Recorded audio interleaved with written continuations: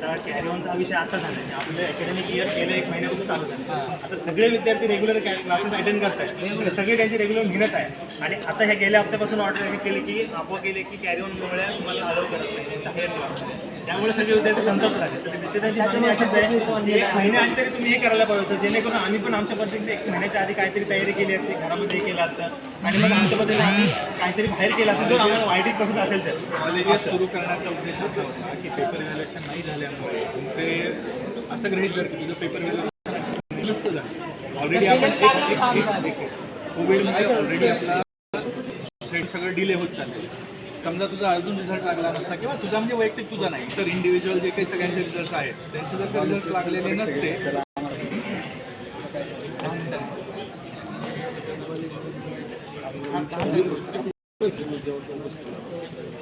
जर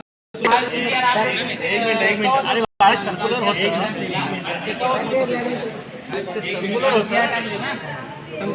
ग्रुपवर आणि तो म्हणतो मला कॅरी ऑन नाही म्हणणं आहे त्यांना माहिती आहे.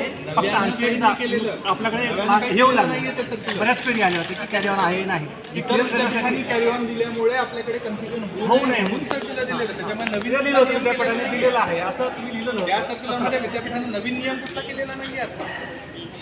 फक्त इतर विद्यापीठांनी कॅरी ऑन दिल्यामुळे आपल्या मुलांचं कन्फ्युजन होऊ नये म्हणून ते सर्क्युलर दिलेलं.